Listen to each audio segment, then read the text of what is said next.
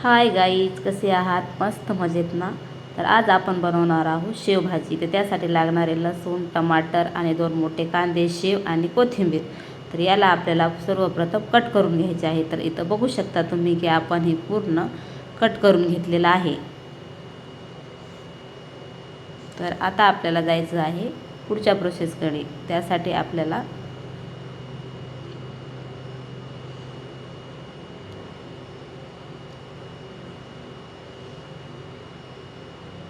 सर्वप्रथम आपण गॅसची फ्लेम चालू करणार आहोत आणि कढई गरम झाल्याच्या नंतर त्यामध्ये आपल्याला भाजीच्या मोठ्या चमच्याने असं कढईमध्ये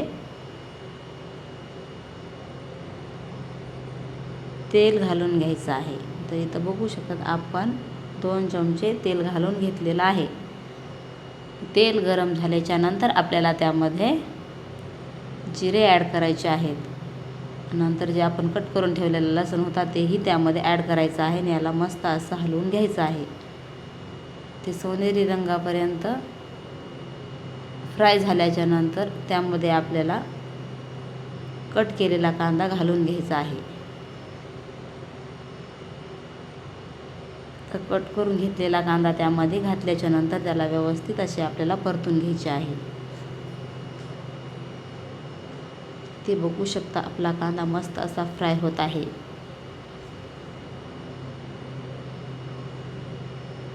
तर आपल्याला त्यामध्ये थोडंसं मीठ टाकायचं आहे, जेणेकरून की आपला कांदा एकदम लवकर शिजला जाईल. कधीही कोणतीही भाजी करताना त्यामध्ये सुरुवातीला मीठ टाकलं ना तर ते कांदा वगैरे पूर्ण लवकर शिजून जातं. तर इथं बघू शकतात आपला कांदा हा सोनेरी कलर येईपर्यंत असा फ्राय झालेला आहे. आता त्यामध्ये आपल्याला आपण टमाटर कट केलेलं आहे ना त्यामध्ये घालून घ्यायचं आहे आणि त्यालाही व्यवस्थित असं फ्राय करायचं आहे.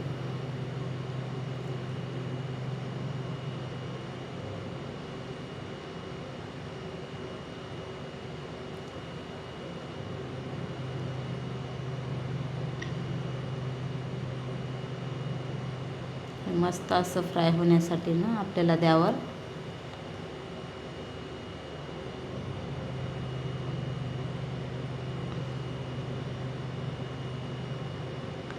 तर आपण यावर एक प्लेट झाकून ठेवणार आहोत 5 मिनटासाठी. तर बघू शकतात 5 मिनटं पूर्ण झालेले आहेत आणि आता आपला इथं कांदा आणि टमाटर हे व्यवस्थित असं शिजलेलं आहे. तर यासाठी तुम्ही ना स्मॅशरच्या साहाय्याने ह्याला स्मॅश पण करू शकता, पण माझ्याकडे स्मॅशर नसल्यामुळे मी हातानं स्मॅश करत आहे. हातानं म्हणजे भाजीच्या चमच्याने. बघू शकता तुम्ही इथं आपला कांदा आणि टमाटर हे व्यवस्थित असं शिजलेलं आहे.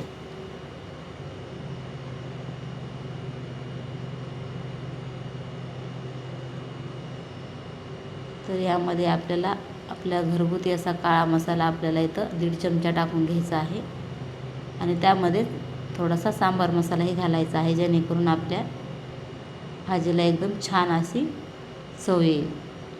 तर इथं पूर्ण मसाले आता आपल्याला मिक्स करून घ्यायचे आहेत. हे मिक्स होण्यासाठी त्यामध्ये ना आपल्याला व्यवस्थित ते मसाले शिजण्यासाठी त्यामध्ये थोडंसं पाणी ॲड करायचं आहे. त्यामुळं काय होणार, आपले मसाले जे खाली कढईला चिटकणारही नाहीत, करपणार नाहीत आणि एकदम छान असे शिजतील. तर इथं बघू शकतात आपले मसाले कसे छान असे शिजत आहेत. बघा तर किती छान असे आता आपले मसाले शिजून तयार आहेत. तर आता आपल्याला यामध्ये ना 1 ग्लास पाणी ॲड करायचं आहे.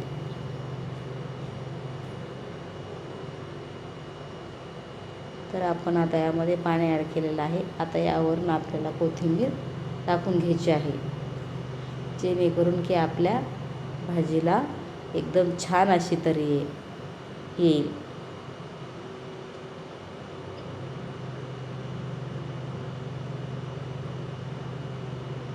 तर इथं बघू शकतात की आपल्या भाजीला आता उकळी येत आहे आणि हिला एकदम अशी जास्त उकळी आल्याच्या नंतर ना आपल्याला त्यामध्ये आपल्या भाजीची शेव जी आपण काढून ठेवलेली आहे ते यामध्ये आता ॲड करायचे आहे. तर इथं बघू शकतात की आता आपण शेव याच्यामध्ये ॲड केलेली आहे. तर आता याला व्यवस्थित असं आपल्याला मिक्स करून घ्यायचं आहे. तर इथं बघू शकता व्यवस्थित अशी शेव त्यामध्ये मिक्स झालेली आहे. आता याला फक्त थोडा वेळ म्हणजे 5 मिनटं आपल्याला व्यवस्थित अशी शिजवून घ्यायचं आहे.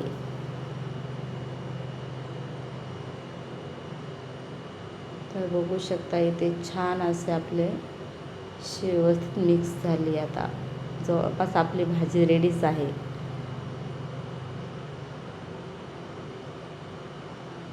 तर येथे बघू शकतात की आपली शेवभाजी ही बनून एकदम रेडी आहे. आणि इथे आपण त्याला एका बाउलमध्ये काढून घेतलेला आहे. तर हे आहे आपल्या शेवभाजीचा फायनल लूक.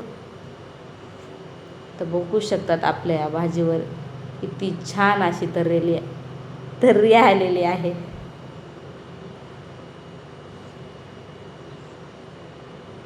दिसायला किती छान दिसत आहे. माझे जर व्हिडिओ तुम्हाला जर आवडत असतील तर माझ्या चॅनलला लाईक आणि सबस्क्राईब करायला विसरू नका. तसेच व्हिडिओच्या खाली कमेंट करायलाही विसरू नका.